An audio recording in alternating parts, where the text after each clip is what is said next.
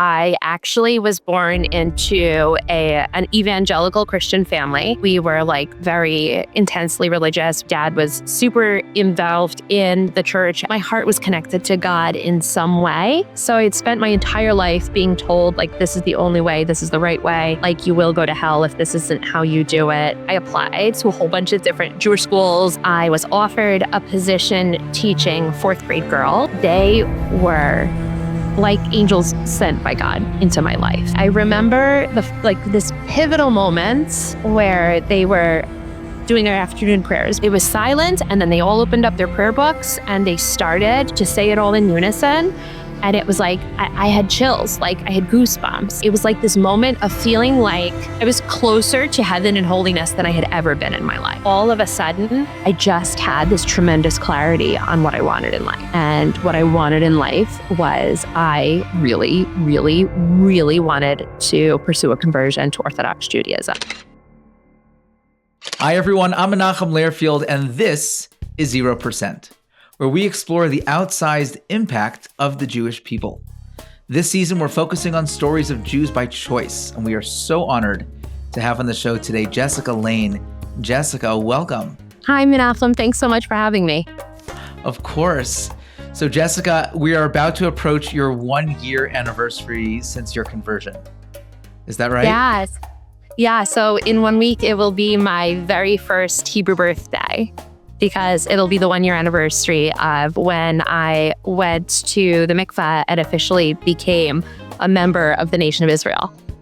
Which is, like, as you're saying, that's, Judaism looks at that as almost this like rebirth. Like you are born. I think born again is not our expression, so I don't want to use that, but you are essentially born again as a new being and a new person. And so almost happy birthday to you. Thank you. Thank you. I actually had someone explain it to me that like my Jewish soul was in there all along. And it's just when you complete the process and you go to mikvah that the hidden part of your soul is revealed and that you can fully be what was always in there. I love that. So what is that? So you're, especially this is, I think, a very important reflection point for you as you're approaching that 1 year.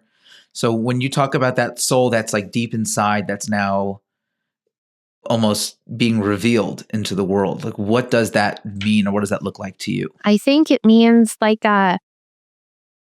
almost a beyond explanation connection to God. Like this like incredible, like beyond the physical, like a pipeline, like a connection. And it's just that one of the beautiful things about Judaism that drew me to it is the significance in everything and the blessings that you say throughout your day and the praying regularly throughout the day and the keeping of the calendar and the year and Shabbat. And it's just living a life of purpose and of significance and community. I love that. And like really infusing everything, like you're saying, our regular lives, every moment of it can really be an opportunity for engaging with and connecting to the spiritual if we're willing to open our eyes and see it. Yeah. And I love that. There's as much meaning in our lives as we're willing to let in. I love that. Were you always searching for this spiritual path? Was this always something that kind of like was pulling you, or was that not necessarily the way you grew up or what you were looking for? Meaning, were you actively pursuing or searching Judaism, or did Judaism find you? Judaism found me. It was like a really interesting series of events over the course of my life that, looking back now, there was like a plan and a purpose and a sequence. But I actually was born into an evangelical Christian family. We were like very intensely religious. My dad was super involved in the church and in like ministry opportunities, like playing music and like multiple Bible studies. And we were all expected to be volunteering and involved and like praying and reading the Bible and doing like service projects was like a huge part of our lives. And like my brothers and I were homeschooled. I was actually homeschooled 4th through 12th grade because My parents were looking for a viable education that matched our religious values and didn't feel comfortable with public school. Which is so interesting because you're a teacher, right? Yeah, I'm actually a special ed teacher. I taught in public schools. I teach in a private Jewish school now. I want to get back to that, but first go on. So you're saying, so you grew up in this evangelical family where it sounds like it was quite intense. Yes, it was very intense. And if you know anything about evangelical Christianity, there's Which like, they talk a lot about. So. Okay. So I'll tell you. So there is a lot of talk of salvation. And by that, the meaning is that there's like a big emphasis on confessing your sins, and the phrase is accepting Jesus into your heart, which is your way of being forgiven of your sins, being in relationship with Jesus and thereby with God, and your guaranteed entrance into heaven. And there was a lot of pressure around that. There was a lot of pressure to make that step, and there was a lot of pressure to share that faith as much as possible with others. And there were people around me that did it with so much conviction and so much sincerity. And I was always very secretly jealous of them because they were so confident and secure in the fact that they had done it properly and they had salvation and they were on the right path. And at least I think they were. I think that they felt this way because they just lived their lives with so much sincerity and spoke about it with so much conviction that I at least believed that they did. And it always left me feeling really lacking because I always believed in God and I always felt like my heart was connected to God in some way. But then I always really struggled with the idea of Jesus. And there's the salvation prayer when you confess that you're a sinful person and ask Jesus to come into your heart and be a part of your life. And I never felt like I did it properly. So according to my parents, the first time I did it, I was very small and I don't really remember it. But it's something that happens a lot in churches where there's this like encouragement to do it. And every single time the pastor would give the opportunity, I would secretly pray the prayer over and over again because I felt like I might not have done it right the first time and I might be missing something. And I always really struggled with that. Like it was almost that like self-imposed, or do you feel like that was like a pressure from your parents or that's just the way it was? Well, there was the community pressure to be a Christian and to like believe, but the feeling of not doing it correctly was self-imposed. It came purely from within because there was never any like pressure from anyone else that I wasn't doing it properly. There was always like, I feel like impossible standards to live up to, but they were always kind of vague and I wasn't really sure what it meant to be a good Christian, or if I was, it felt like impossible. Because it was always just about like kindness and honesty and sincerity and helping the poor and giving to charity and talking to God and reading your Bible. And I always felt like they were these like vague ideas that I couldn't live up to these ideals. Like I didn't even really know how to do it. And the idea of just like kneeling down next to my bed and praying every night just sounded so boring because I didn't really know what to say or what to do. I felt goofy doing it a lot of the time. And almost like you didn't have direction. Like you just needed like a manual to be like, this is what it means versus just the general terminology. Exactly.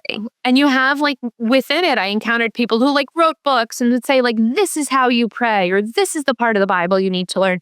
But then the next year there was someone else new and trendy who had a different way of approaching it. And it just felt like a cycle of like, I couldn't keep up and nothing really seemed to stick for me. And so as a little bit of an interesting aside, when I was probably like a teenager age, I noticed that it became very popular in evangelical Christianity to be very interested in Jewish things. Huh. So like I hear like the line a lot, like Jesus was a Jew, and like things about like Passover and connecting all of like trying to connect Jewish holidays to Christianity. And I always thought that was curious and interesting, but that never really stuck for me either. So you never really explored that further in your teens, even though that was something that you heard and was kind of being talked about around the church? So I explored it. I was very curious about it. Like the idea of like the Hebrew prayers, the liturgy really appealed to me. I like the little bit I knew about it. I thought it was really beautiful, but didn't it didn't click with the idea of praying to Jesus for me. I just couldn't reconcile the two, so it wasn't really something that I could hold on to. That makes sense. And you talk about people that you Yeah. admired, that, you watch them from the outside perspective, and it seemed like they kind of got it and it was clicking for them and it was an authentic representation of who they were. Would you consider your parents to be like in that category? Did they feel connected I would say, I think someone I always like held on to and respected, and still to this day respect, is my mom. My mom and I are really close, and she has like a very quiet, strong Christian faith. And while she and I don't necessarily see eye to eye on everything, I do. I see her faith and her connection to God and the strength that it gives her as authentic and beautiful, even though it's different. And I'm not always quite sure how to reconcile that. I really do value and respect that in her.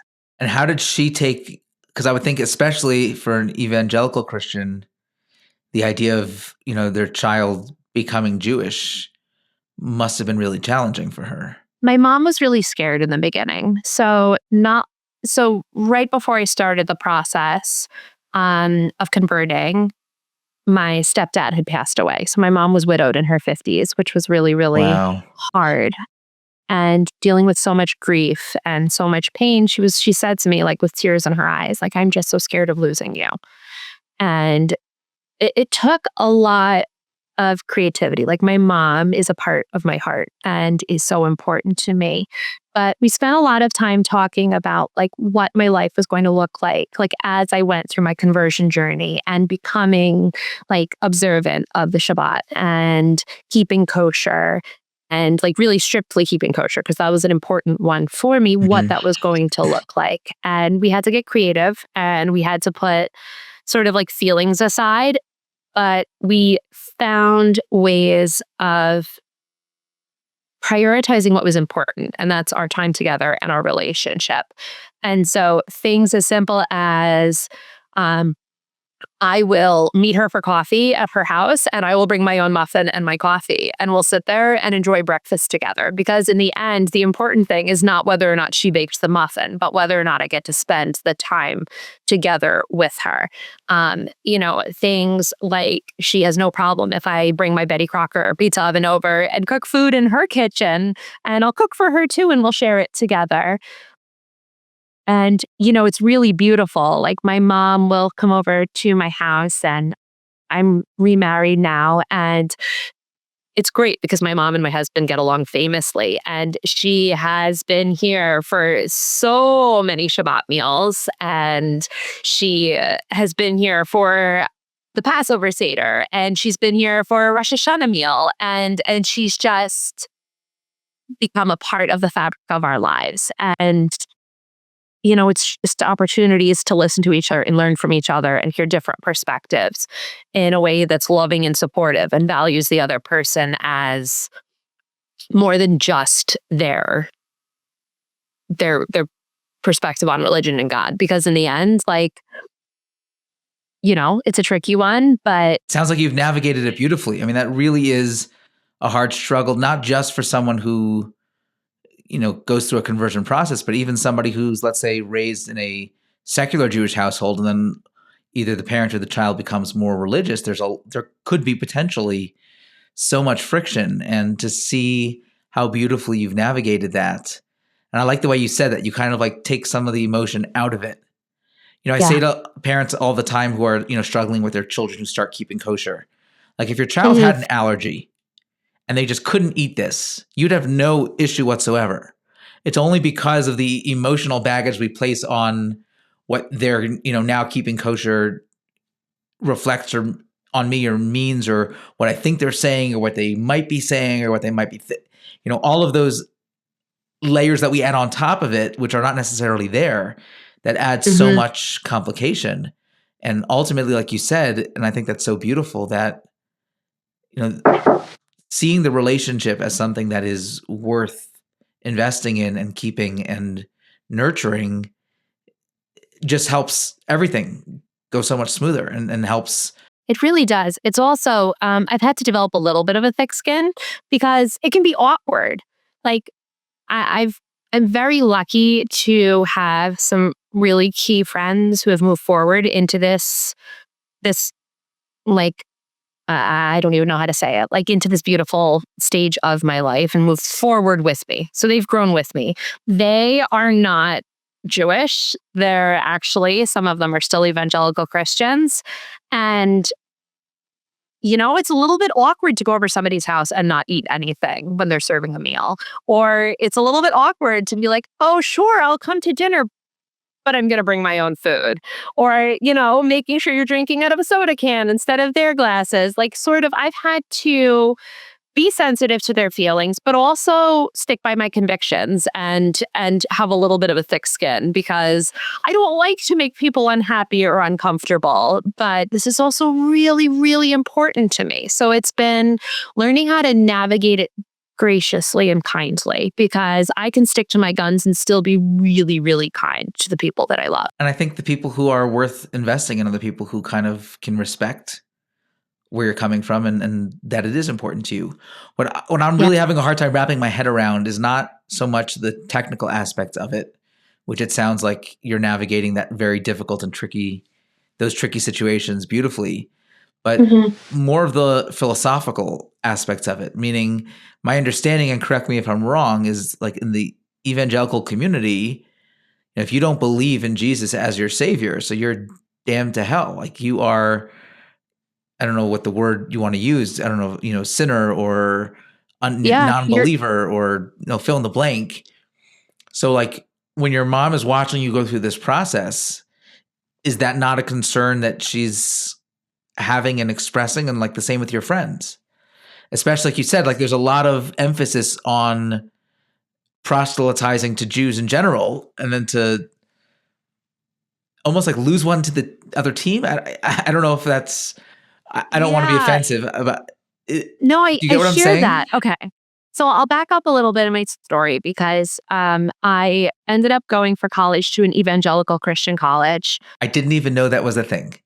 So yeah. So yeah. It makes sense that it would be. I just had no idea that. Yeah. So we had mandatory church services 3 times a week, and you had to go a certain number of times a semester in order to like stay enrolled in this school. And there were separate girls and boys dorms, and there were like all different rules. You had to take Christian Bible classes as like you could not graduate with a degree from there unless you had all of these courses. Like they were part of your core components to get a bachelor's. So it's like the Christian equivalent of YU, it sounds like. Yeah. And so, for me, it was, even though it didn't necessarily resonate with me, I understood that this was the college I had chosen. So I kind of just had to like make my way through it and take the classes and like go to the church services. And did you choose it, or do you feel like your parents are, because you were homeschooled all the way through the end of high school, or you went to high school and public school? All the way through the end of high school. So it was a little bit like they were very homeschooler friendly. I guess I could have like pushed a little bit to go elsewhere, but it's where my parents wanted me, and it just kind of was a little bit of the easy solution. It was kind of like the path, that was the trajectory of where you were headed. Yeah. So as I went through my 4 years in this evangelical Christian college and in this environment where most of the people there really were believers in the evangelical Christian way and followers of Jesus, they would call themselves, and the professors were very much on board there. And I was going to these mandatory church services. I quietly realized that I didn't believe. I never once wavered that I believed in God and felt like I could talk to God when I needed to and felt like God cared about me and that I was important. But I just quietly, as in learning more and more about the Christian Bible and about Christian faith, realized it didn't fit and sort of quietly just backed away from it. And you say quietly, were you able to express that to to your professors, to your friends, to your mother, or was it truly quiet? it was truly quiet at that point where I just didn't know. So I'd spent my entire life being told, like, this is the only way, this is the right way. Like, you will go to hell if this isn't how you do it. And so it took me a long time to even accept it, that was really where I stood. Like, I just kind of like quietly backed away and didn't know, like, internally, and didn't really know how to express it because I don't know. It was almost like telling me the sky is green. It just felt so wrong, even though it also didn't feel right for me. Like, it felt wrong to reject it, but it also felt wrong to accept it. That must have been like very, lonely, being in those feelings without any support. Yeah. So it was really, really hard because my first marriage was to my college sweetheart, and his evangelical Christian faith has always stayed like near and dear to his heart. And to this day, it's something that's important to him. And in Christianity, we're actually taught that you can't be married to someone who's not a Christian. I didn't know that. Yeah. And so it probably took me like 5 years to actually tell him that I didn't believe in Jesus and that I wasn't a Christian. And to his credit, he was like, okay, like he didn't take that as an imperative to like walk away from me. Our marriage ended later on for other reasons, but I was really, really scared because he was actually working for the college that we had graduated from. And I was terrified of losing my community altogether because I felt like if people knew that I didn't believe in Jesus and that I couldn't accept the Christian beliefs, that I would be rejected, that he would be rejected, that there would just be no community for me and that nobody would want me. Wow. That's a lot. And I saw it happen with other people that when they vocally rejected the Christian faith, not everyone was this way, but a lot of people really sort of ended up ostracized and alone. So it's almost easier to just be alone in your own thoughts and not let anyone know or see your true self than to, be your authentic self and then risk losing everyone and everything. Yeah, there were people who sort of, as they realized this and as they understood that this is where I stood, didn't really want me so close in their lives. There were friends who struggled with it, and ultimately it sort of just, we grew apart because of it. And then I have a handful of friends that have stuck with me and loved me, even though they still go to church regularly and believe in this. And then I also have, my very best friends actually walked away from Christianity altogether and had, shockingly enough, a very similar upbringing to mine. We met in college, and she's just walked away from religion altogether. But I've really kept like those really special people have stuck by me because they love me for me. And it's really a testament to how special they are and how meaningful they are to my life. Knowing that now, do you wish you would have, I don't know that there's even a point in, going back in time to figure out, what we would have or should have or could have done, but do you wish that you would have acknowledged what you were feeling, what you were thinking, and who you were back then?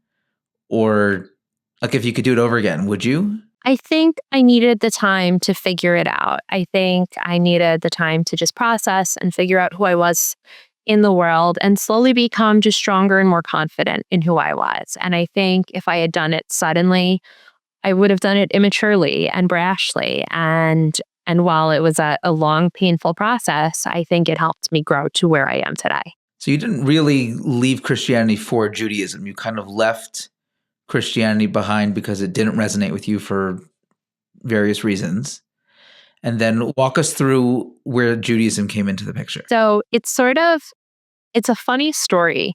So a really pivotal moment, I'll tell you, was getting a job teaching reading, writing, math, science, social studies to fourth grade girls in an Orthodox Jewish school.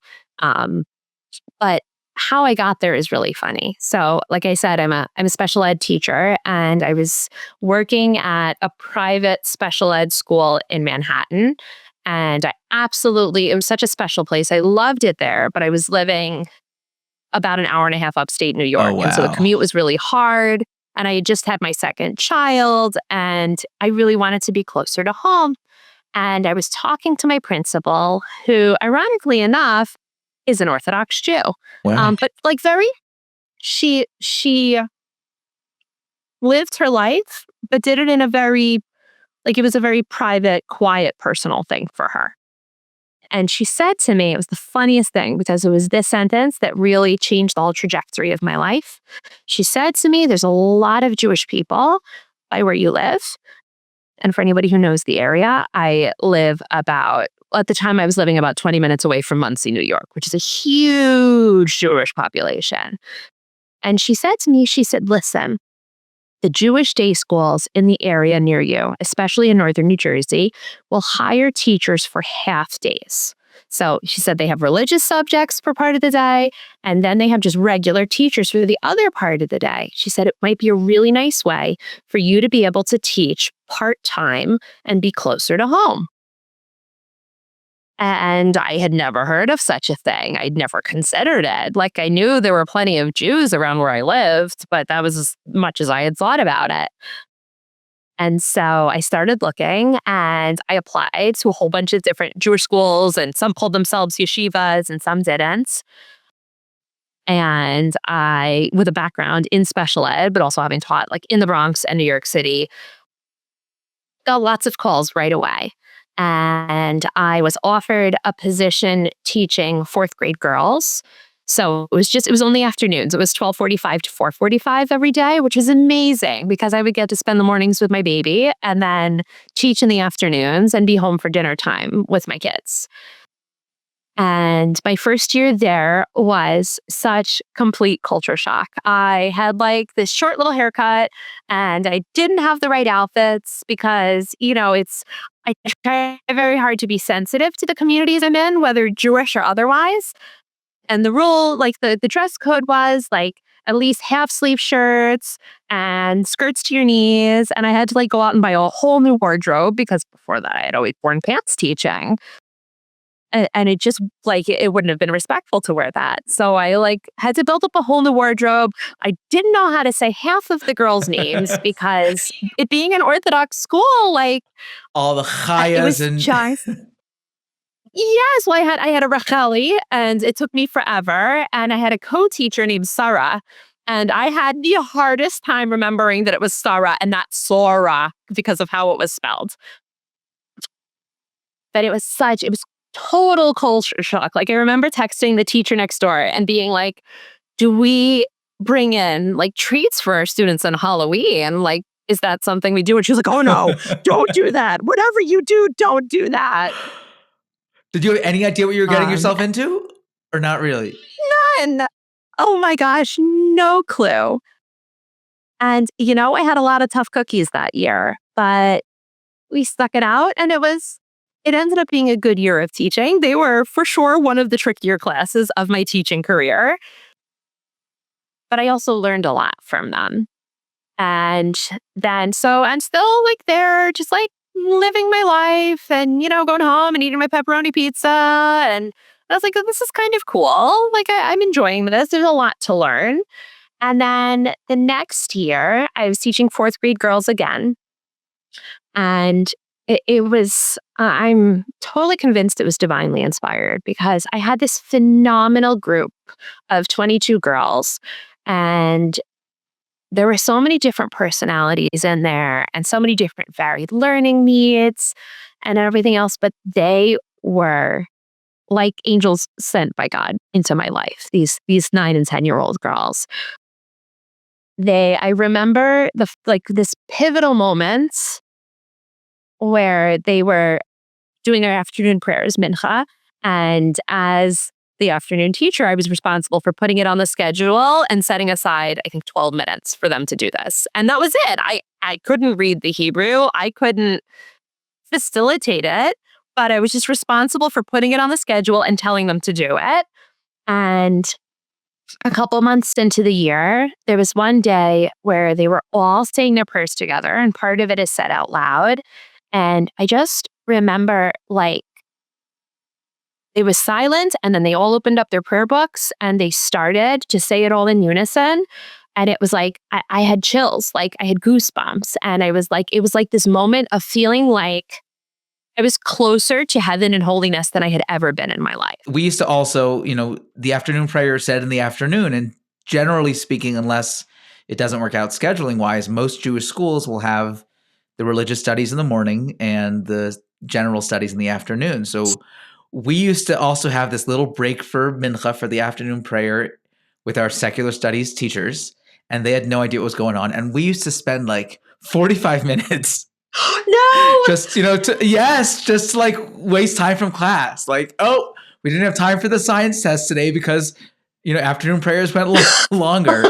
So it makes me so happy to hear that it was such a positive, beautiful experience. There's so much emphasis in Judaism on what we call, making a Kiddush Hashem, which is that through our actions, it either sanctifies or does the opposite to God's name. When people see Jewish people acting in a certain way, and like you said, it creates this moment where you feel so spiritually connected, or you look at a person and you say, wow, this is what somebody who believes in and acts and lives by God's word, this is how they act. Yeah. So that adds godliness to the world. And when we act in a way that's not right, and people look at a Jew who's doing that and they're like, well, if that's the way Jews act, then, Judaism and God and et cetera, et cetera, et cetera, it does exactly the opposite. And it's what we call this chil Hashem. It creates almost a vacuum of spirituality and godliness in the world. So I love that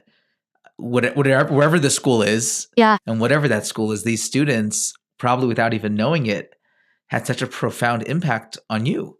Yeah, they still are. I've kept in touch with a lot of them and their families. They're actually 10th graders now, funny enough. They were 4th graders at the time.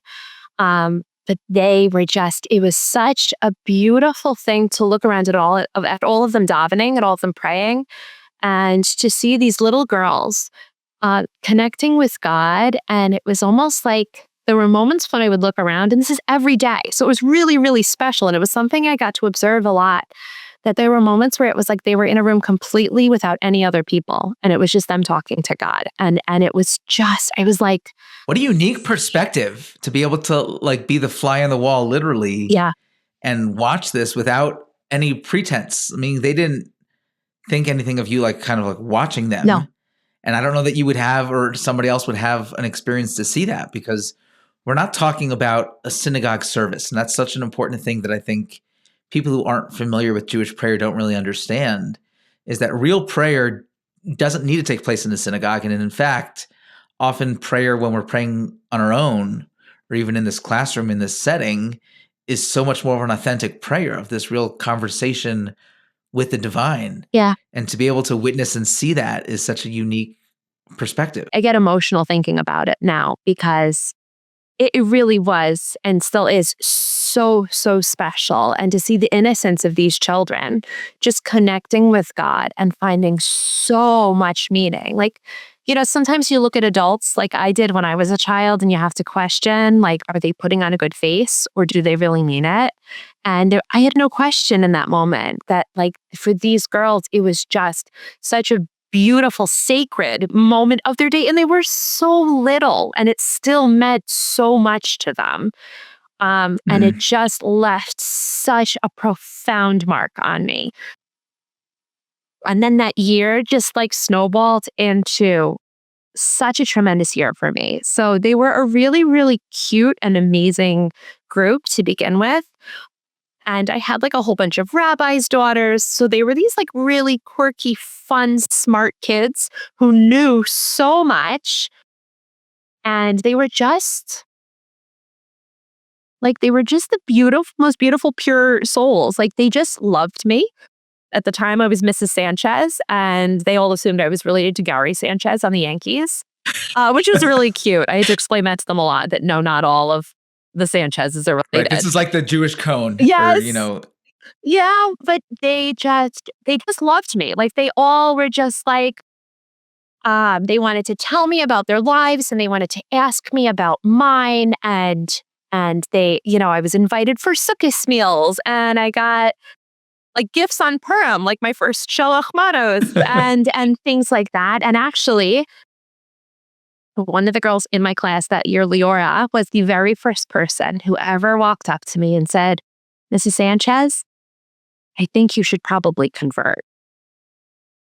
And I was like, very cute. Sure. Yeah, sure, whatever.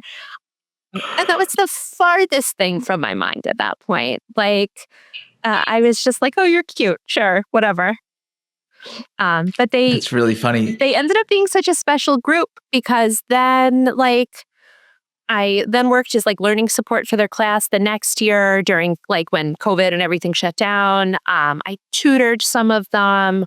I ended up going to like most of the bas mitzvahs for the girls in the grade and being invited to like so many family celebrations and like making these incredible connections with not only the kids, but with their parents as well, that would end up being like pivotal in the conversion process for me. And then what moved you from, oh, wow, this is cool and inspiring to this is something I want to actually incorporate into my life? The COVID year, 2019, 2020, I started working. My son was in preschool at that point. So I was working half days in the special ed program and half days teaching general studies. And the special ed program I ended up teaching and had a really, really special model where there's always at least two teachers in the room. And it's really a self-contained special ed program. So our students are with us for the majority of the day, but you always have one general studies teacher and one Judaic studies teacher. So a rabbi or a mora, which is what we call the female Judaic studies teachers, in the room. And because of like the nature of how it is when you have like that relationship of the teachers working together, more and more of Jewish life was infused into the curriculum because especially for students with special needs, everything needs to be connected and brought together. Mhm. So I started learning things like, that really special class of fourth grade girls had taught me the Hebrew alphabet. And they like really were very determined to get me to read Hebrew. And they would actually quiz me on it, which was really, really cute. But then That's hysterical. it was adorable. And they had no idea how important it would prove to be in my life. But then the next year in the special ed program, so I'm learning things like the Hebrew date, and we're practicing blessings over food with the kids. And even though I'm not the one leading it, I'm there hearing it like every day at snack time.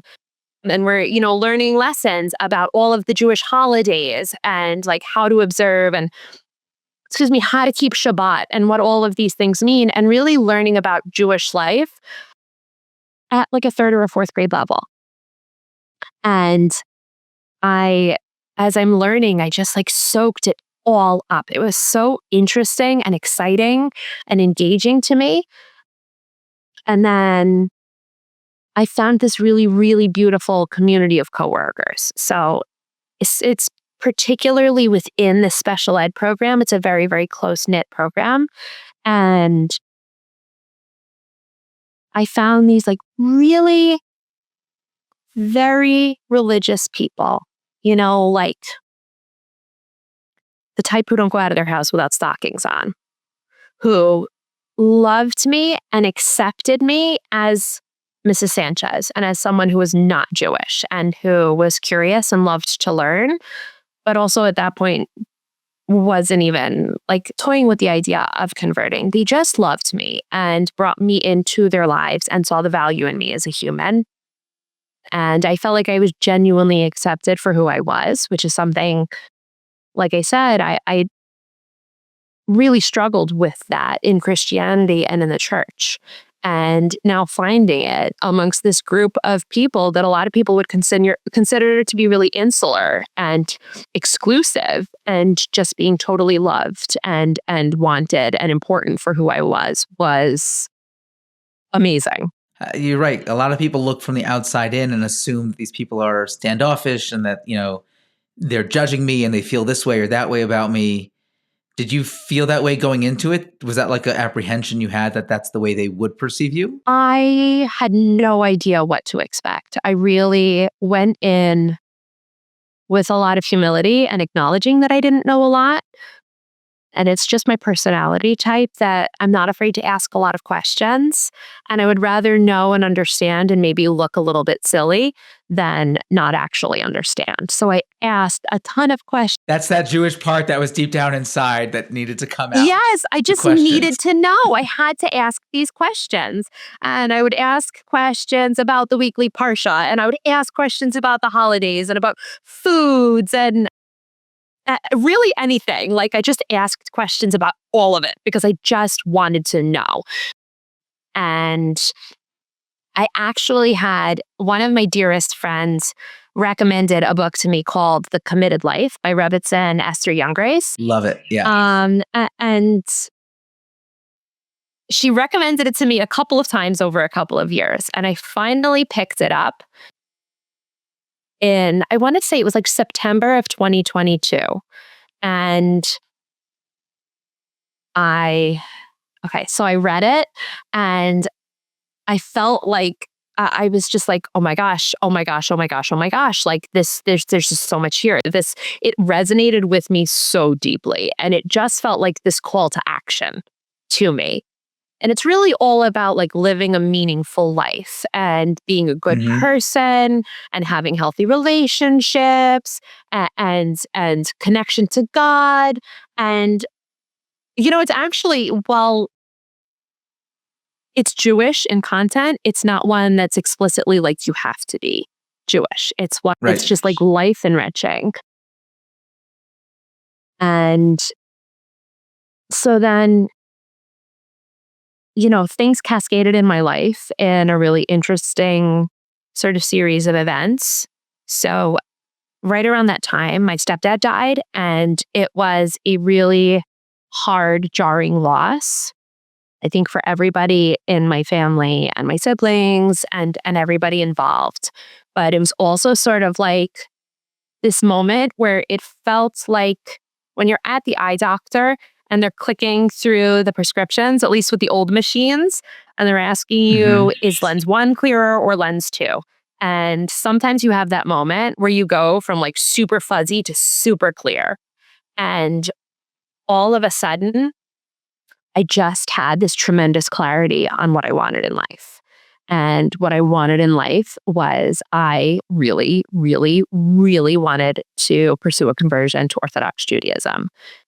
I actually, like, to rewind a little bit, I had Googled probably 2 years before, like, about converting to Judaism because I was curious about it. I knew that, like, it touched my heart in a special way. Like, that Judaism touched my heart in a way that I'd never found before. So I was curious about it.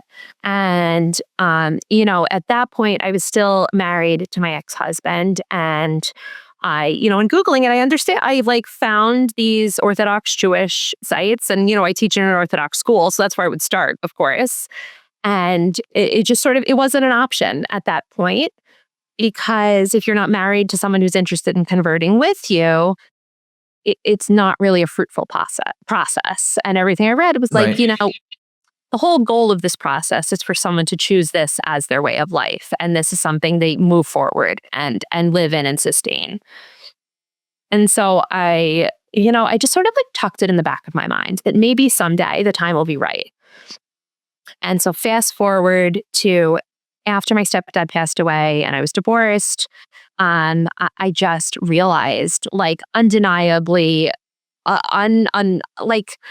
it was every fiber of my being. Like, it all came into focus that everything had been leading up to this, and this is what I wanted so very much. I love that analogy of the eye doctor. That's such a phenomenal way of looking at it. But yeah, we have those moments sometimes, if we're willing to see them, where it's just like crystal clear. Yeah. And I've heard people talk about these like aha moments. And I always like, oh, yeah, that's nice.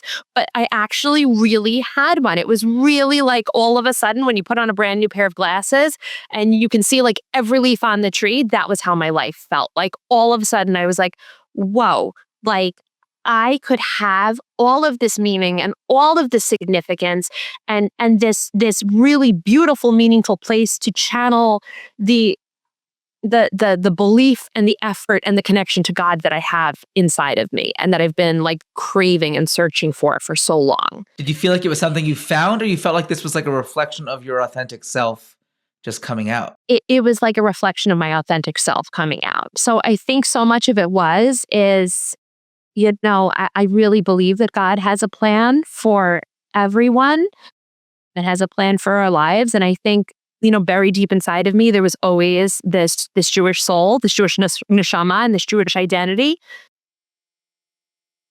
But I had to go through a process, and I had to learn, and I had to get to the point where I really knew this was without a doubt the life that I wanted a meaningful life.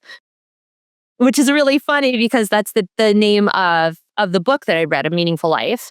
And, I picked that book up again and I read through it, and it was like the resounding message that came through it to me was that it's never too late to start doing the right thing.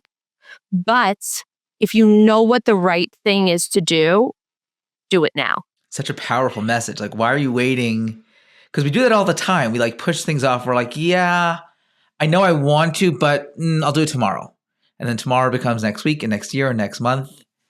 And wow, I mean, just to be able to have that ability to just grab the bull by the horns and just go for it. It was like I felt like somebody was like whacking me over the head with like a frying pan as I realized it. Like as I read this book and as everything like shifted rapidly into focus, it was like it was completely undeniable. There was once I made this decision, I was so peaceful and secure in it. And so I actually reached out to the parents of one of my former students. So they're a rabbi and a rebbitzin in Teaneck, Rabbi Larry and Chaviva Rothwax. And they're really, really special people. And they just, with their sincerity and their love and their openness, had always made a really significant impact on my life. And so, Rabbi Rothwax helped me get started on the path. You just called him up and said, hey, I really, really think I want to become an Orthodox Jew? So I sent him an email and I was like, can we find a time to talk? Because I think I want to convert. Actually, I know I want to convert, but I have no idea where to start. And we spoke that night and he said to me, I know I'm not supposed to say this, but I'll talk you out of it later because that's part of the process. But we've been waiting for this. He said, we've been waiting for this. Wow. And so, it was a really difficult process to get started.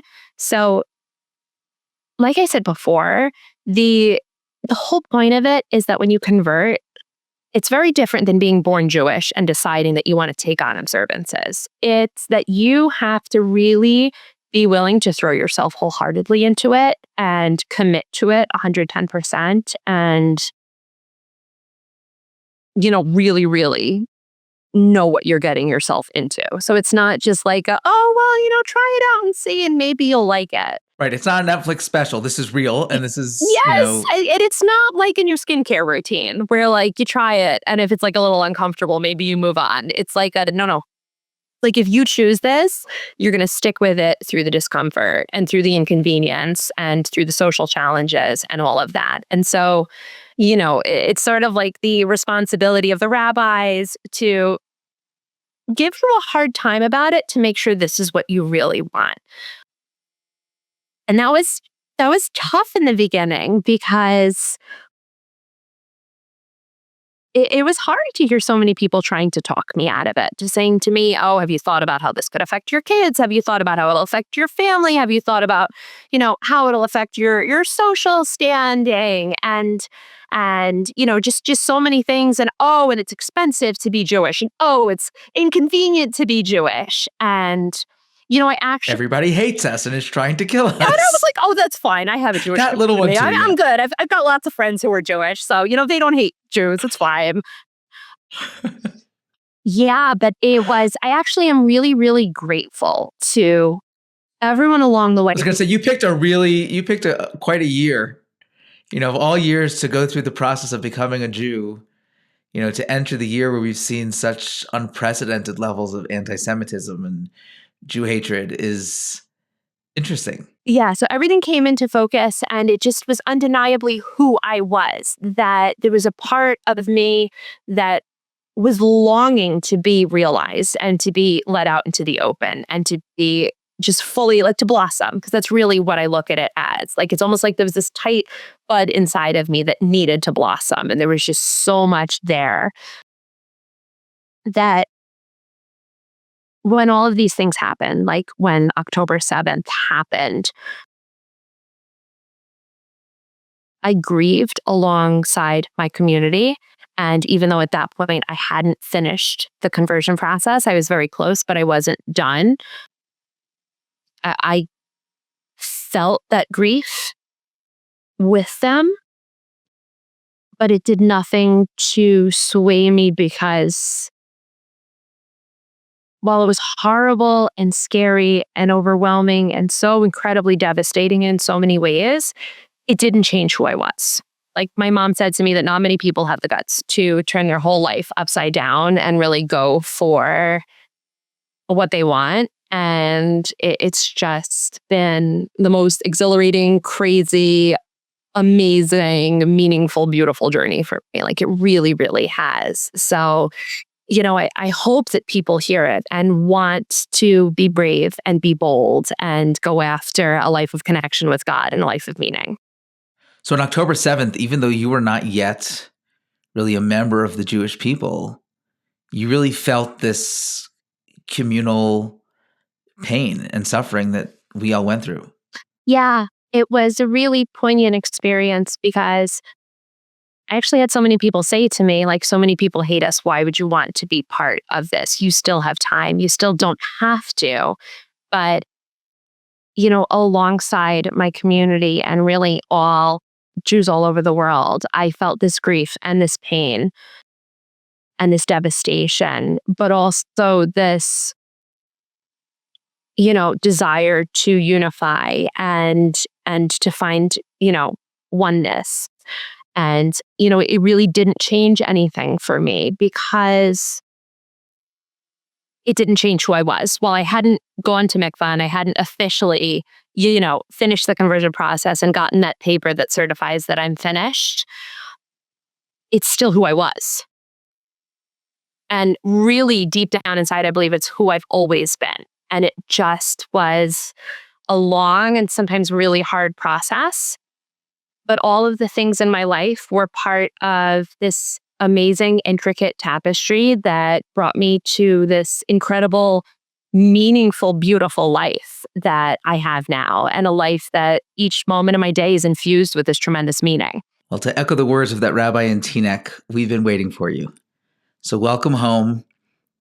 And we're so blessed to have people like you who have chosen to join the Jewish people. And I think your story is so inspiring for those of us who are born Jewish, who often take our Judaism for granted, that there's so much beauty and so much richness there. And for us to be able to connect to that oneness and to connect to that unity and to connect to what it means to be a Jew without taking it for granted, I think is so profound and so important. So thank you so much, Jessica, for sharing your story. If I could leave you with one thought, it is to be brave and to be bold and to go after a life of authenticity and sincerity and meaning, even when it's challenging, because it is so worth it. Such a great message. Well, thank you for sharing that. And if it's okay with you, I'll leave some of your contact information in the show notes if anybody wants to get in touch with you. Absolutely. And thank you all so much for listening and joining us in this conversation. And if you are new to 0%, don't forget to subscribe, share with a friend, leave a review so others can find it as well. And you can now check out all 6 of our Joy podcasts at jydenver.com/podcast. Thanks so much and have a great day.